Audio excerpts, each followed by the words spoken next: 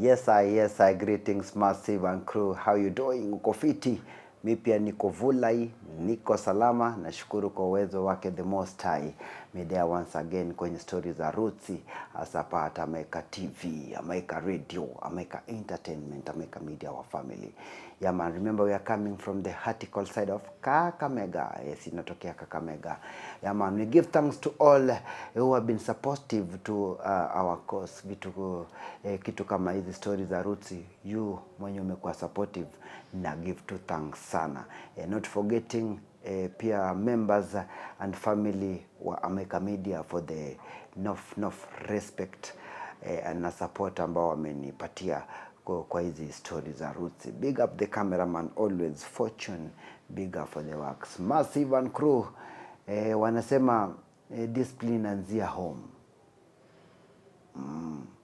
Discipline anzia wapi? Nyumbani. Vile una train mtoi wako ndio vile mtoi atabehave akiwa nje. Kama unaweka mtoi wako design, let's say for example, mkisha kula mtoi yojua yeye kazi yake ni kutoa vyombo kwa meza, kuosha ile meza, kutoa vyombo na kupeleka where they are necessary. Hata kioge nini, you will see her or him doing that. So ni fiti kama tunaweza kuimplement hivi. Charity inaanzia home. Wachana na charity wachana na inyanya. Charity inyanya ni wetu hapa Amerika. Nasema charity begins at home. Nakumbuka nikiwa mdogo, madhangu angewahi niona nimepita nguo ya mtu, unaona kwa wase ushi kwa plot, au nimepita nguo ya mtu imeanguka chini na sijachukua kama nimerusha kwa kamba. Madhangu litanoma sana. Unaona? Kitu kama hiyo cuts, yani unapita unapata nguo ya mwenzako imeanguka, alafu unaichukua unarudisha kwa kamba. Unaona? Vitu kama uko mali alafu unacheki kuna mtoto mdogo makamasi imemtoka mingi sana. What you got to do, tafuta maji, muoshe, atoe vizuri. Yani hiyo hauhitaji kukumbushwa kwamba you need to serve. Na hii kwa nini nimeanzia kwa hiyo note, charity begins at home. Jana nilikuwa na watch hizi World Cup. Bede World Cup zinaendelea, lakini sasa mimi naipata hard this World Cup hata si watch na amani. You know the previous World Cups tulikuanga na fan base. Leo tunaiwatchia wapi? Sasa I think I'm grown old. I don't have those people kuniuliza leo tunaiwatchia wapi. Sasa then I start competing with my Gen Z. Ati pia mimi nachukua kasimu kangu, naingia naanza kuona nini? Ball. Game ya kwanza ilikuwa ya Mexico na South Africa. Nililala, nilidoze, yani hata sikuwatch hiyo game ikaisha. Yani vile tu nilieka hivi nikalala. Tena game nyingine nikajaribu kuwatch kwa Morocco na Brazil. Hizi game zote tulikuwa tuna hate watch. Kwanza South Africa iliandia Africans poa juu they wanted us kupigwa juu wamekuwa kidhulumu Africans. Sasa Africans wanaona nini to support wase wa Afrophobia. Sisi Xenophobia sasa hii inaitwa Afrophobia. Juu the South Africans, okay, tumetoka kidogo kwa ile story yetu lakini ni the same.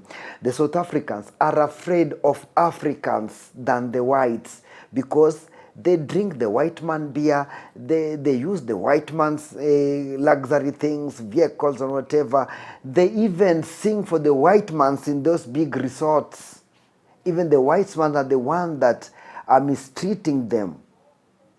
70% of South Africa is white people, even their economy. But they are on chasing the blacks, saying that blacks have come to take their small works.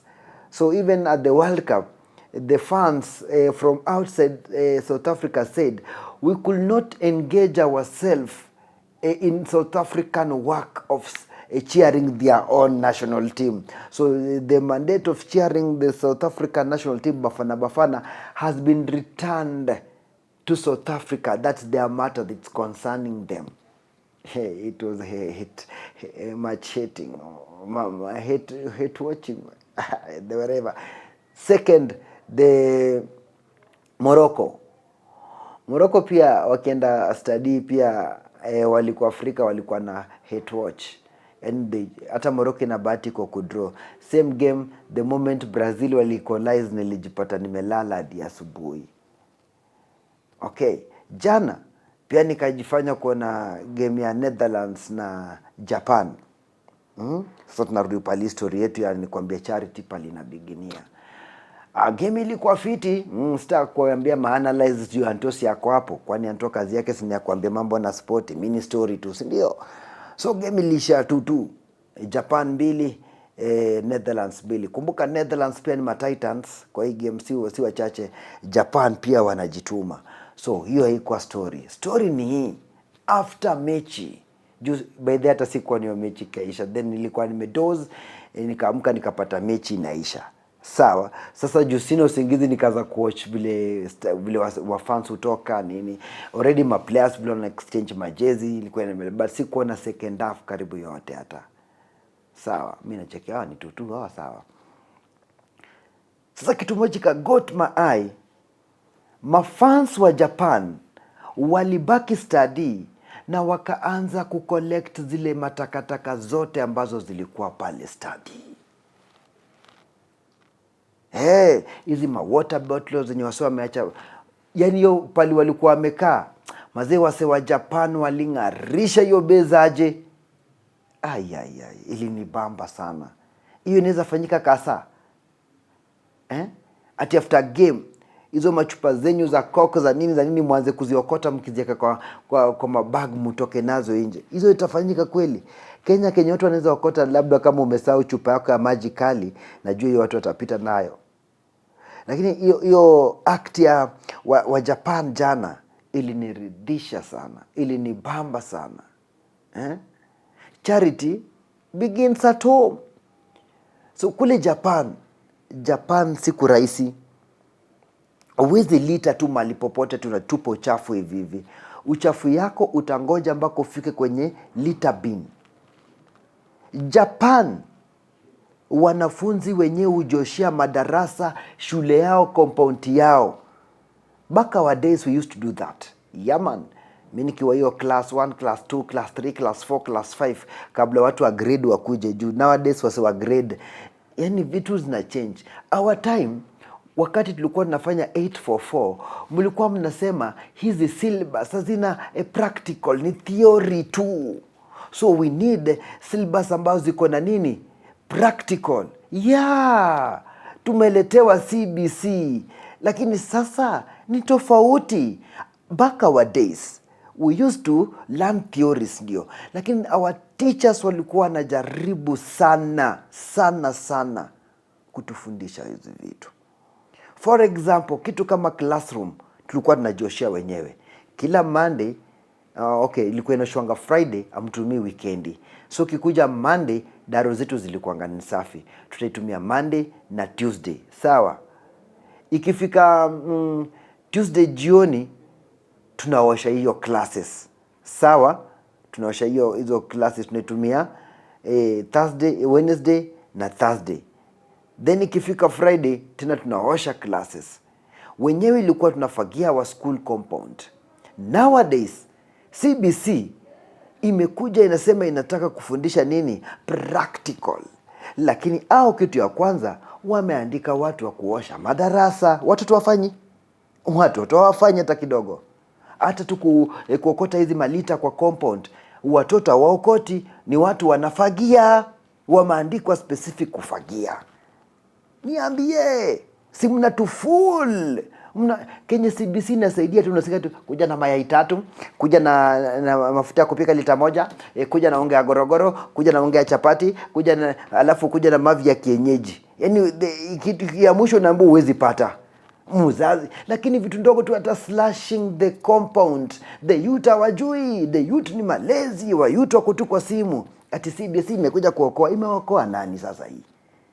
Hii act ya Japan mili nishua kwamba hizi morals nafaa zianzie deep from school, sababu nilicheki pia Japan zao ziko enforced mpaka kwa shule. Yaani shule, hakuna mfanyakazi anatoka nje kukuja kuosha nini? Shule. Unaona? But nowadays wafanyakazi wa maandiko kuosha shule. Mi mwenyewe kuna time job yangu ya kwanza kudu nilikuwa na best yangu anaitwa Kento Kibito kule Nairobi Ngara, ilikuwa kuosha classes za Aria Primary. For those wanajua pale Aria iko Aria Girls, Aria Primary. So mi na Kento tulikuwa tumepata kibarua ya kila saa tuendenge tu clean hizo classes. Classes ni chafu juu zimetumika wiki mzima, wako wanaosha katikati ya wiki, wanaidu only weekend. So mi na Kento tungeenda pale tunaosha kila daro tulikuwa napigwa kitu kama 120 ya maruabe. Sa ile vinyo utapiga daro fiti ndio utapata nini? Utapata do. Sa mi na Kento tungejituma saa 12 asubuhi tungeamkia wapi? Aria. Na buda Kento ndiye alikuwa organizing hiyo job. Yeye ndiye alitafutia job. Kento tafuta ile best yako bala kaaga hivi mkuje mkulagezi 200. Juu wanafunzi Aria ni shule ya kisopu mnaitambua. Wale wanafunzi wa Kihindi hawawezi osha ma classes zao. Hizo yani hawawezi, ni masopu.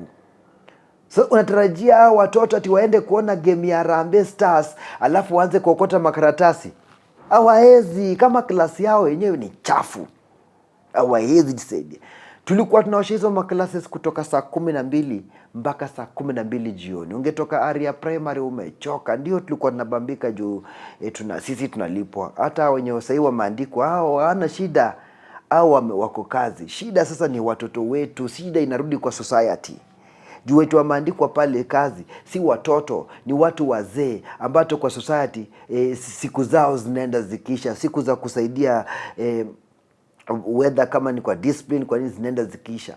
Hao watoto ambao wako grade 1, grade 2, grade 3, hawa ndio siku zao zinakam. Na wasipooneshwa maadili mema kutoka utotoni, wasipooneshwa kuchangamka kutoka utotoni, hawawezi kujibika watakiwa wazai. Hawawezi. Nowadays mtoto anaenda shule ameng'ara bana. Sisi tulikuwa nabeba kuni, unabeba hadi maji ya walimu kupikia. Tulikuwa nadhani ni slavery.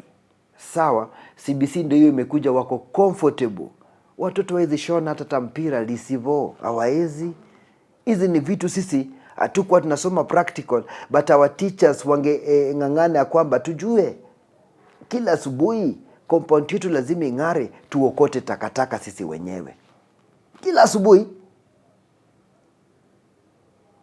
Na nimekuambia kwamba lazima sisi wenyewe tuoshe classes zetu. Na ile siku yenye atupanguzi, nimekuambia tuna mop Friday. Tukikuja Monday hatuna uchafu kwa class. Sawa. Lakini Monday jioni lazima ile klasi ifagiliwe. Huko wanafagia asubuhi, tulikuwa nafagia jioni. Lazima ile klasi ifagiliwe. Ikifika Tuesday iko safi. Tena jioni itafagiliwa ili tutumie Wednesday, then tuioshe Wednesday jioni. Inang'ara, tunaitumia hivyo Thursday. Tena Friday inaoshwa. Tulilearn hiyo hygiene. Na mtu kama mimi si rahisi tu nitupe tu takataka mahali, sababu ni vitu tumefundishwa kutoka. Usitupe, siwezi pita tungu ya mtu, lazima ndaichukua ni ya. So hii ni vitu must today wanafaa wafundishwe compulsory, ikuwe kwa shule. Hata hii mambo ya watu kutoka nje kuja kuosha classes za wanafunzi haifai kabisa. Wanafunzi wanafaa wajioshe madarasa zao. Wanafunzi wanafaa clean compound yao. Yani tukiangalia Amaika Secondary School, atufai kwa tunaona watu kama si mpishi, watchman, yani zile viti ambazo mwanafunzi hawezi kaa. Lakini vitu za usafi, kuslash compound pali tunalala domi yetu, hiyo inafaa kuwe jukumu la wanafunzi. Then turudi sasa sisi wenyewe kwa community, villagers. Mambo ya kukula na kutupa, umetupa pale, tuna avoid. Unaona kaunti zetu zimekam design, they are so clean mpaka wanakuwekea kalita bin mahali pa kutupa uchafu. Wewe umekula mahindi kisogoro umetupa tu hapo. Wewe umekunywa chupa soda yako, alafu kuna mpaka unapata wajamaa wengine wametoka klabu. Huyu jamaa ni wale wanaitwanga one beer bad boy. One beer bad boy manake anapoingia ile klabu, kijana ataingia saa 12, yeye ndio baadhi ya watu wa kwanza kuingia kwa bar. Sawa. Alafu anaitisha chupa yake moja. Akishapewa ile chupa, akunywangi ile chupa, analabaga tu pale kwa ile kifungu.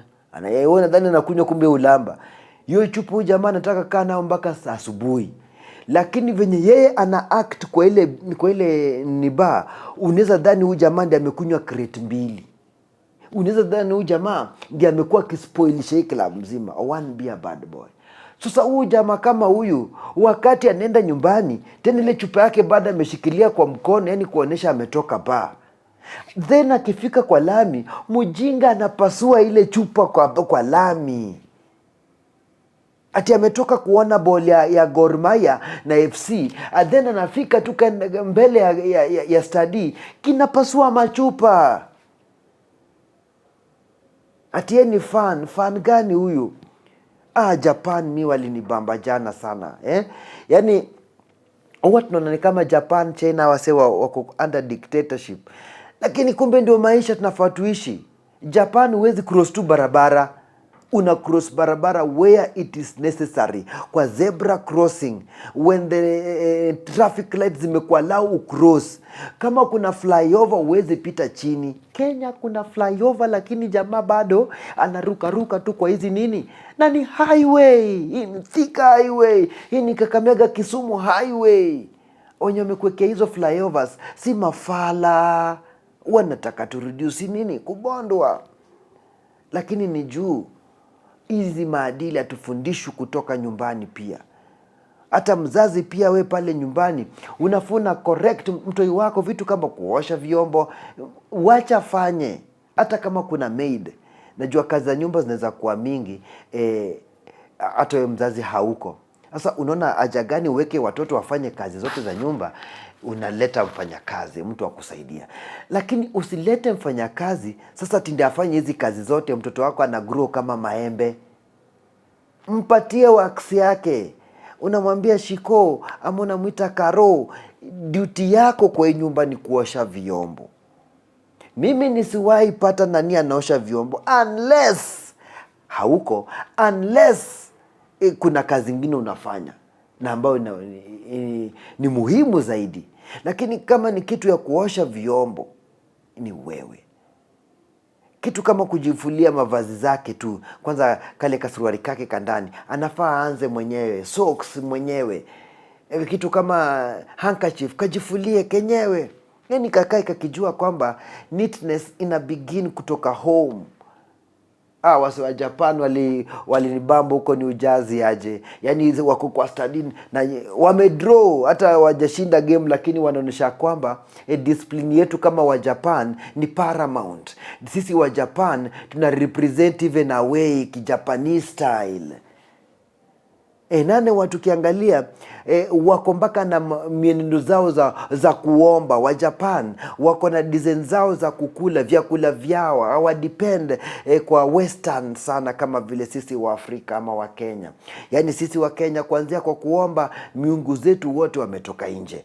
Awe ni Mkristo awe Muislamu wote wametoka nje, awe ni Mbudhi wote wametoka nje. Haya design yetu ya kukula, tumeacha kukula vyakula vyetu vyote, tumeanza kuiga mienendo ya wapi?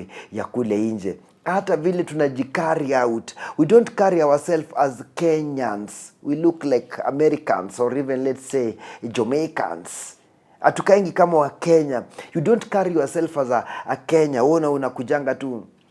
Unajua ukikuja kama Mkenya, before hata represent na language, tabia yako inafaa tuseme umse ni Mkenya. Yaman. Sasa umeona hiyo kama hiyo demonstration ya Majapan, na hiyo ilikuwa ni game yao ya kwanza ya World Cup. Sawa, hiyo ilikuwa ni game yao ya kwanza ya World Cup na wakademonstrate. Hiyo tu kucollect hizo chupa. Hiyo ni act poa sana, tena shinda goal.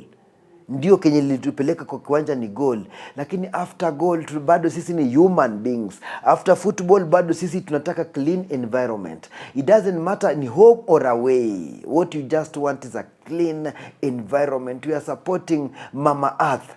Climate change is real. Climate change is real.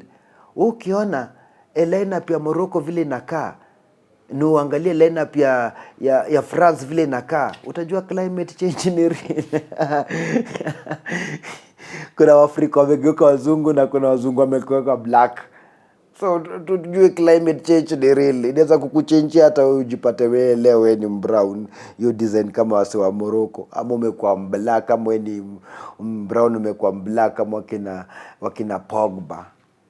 Yeah man, so let's just support ecosystem. Juu hizi vitu si uunda mingi ndio zinakuja haribu environment.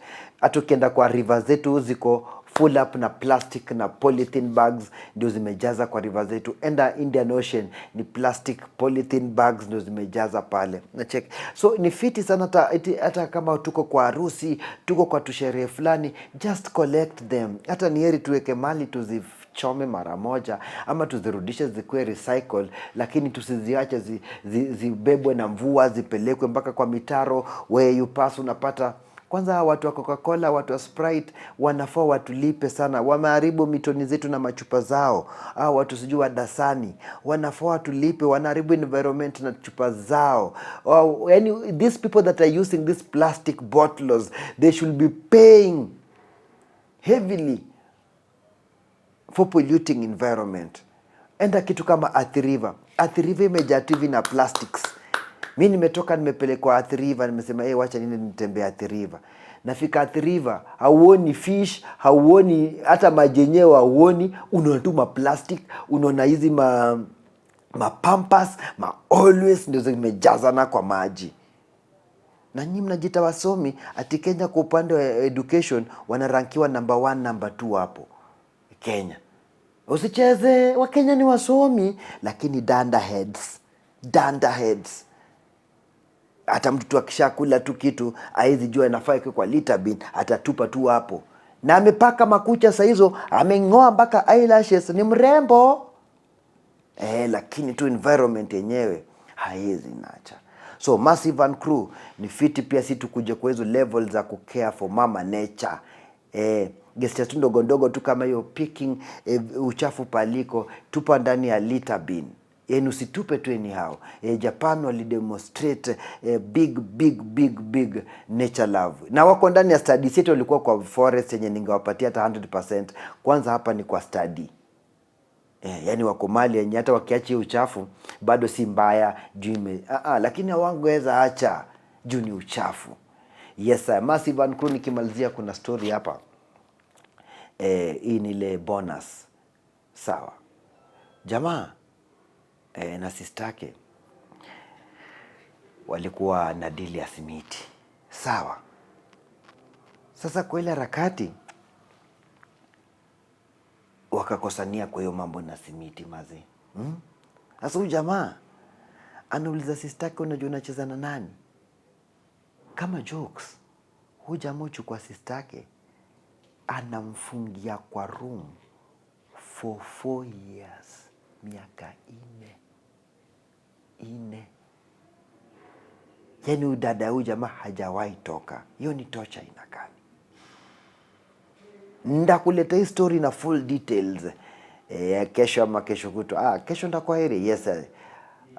Kesho siko heri. Kesho naenda kuchill. Lakini ndakuleta hii story in full detail. Nimekupatia tu ka trailer.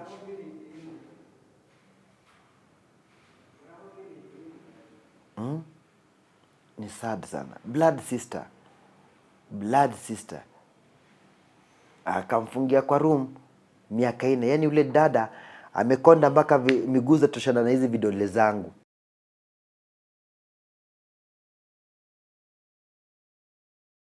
America Media TV, America Radio 88.4. Tukutane na wewe hapo Thursday, Friday, Saturday and Sunday. nikikuangushia miondoko za nini, za reggae. Mi wananiita One Rootsman. A big up the man Chris Abala, our production manager, not forgetting Nelson Songa, jamaa wetu wa mitambo nani Trevor mwenyewe, alafu HR binti pale, not forgetting top management. Big up yourself. Tupatane the day tutapatana. Adios. And not forgetting Father's Day inakam. So this week lazima pia nikupatie story ya nini? Father's Day. Sasa jua hizo ni stories ziko mingi, tutajua Father's Day ilianza lini, Father's Day inakuanga nini lini, na umuhimu wa Father's Day. Wengi najua mnajua tu Mother's Day peke yake, lakini for Rootsman ndakuwa na kuweka usawa mambo na Father's Day. I'm a father, so big up to all the fathers.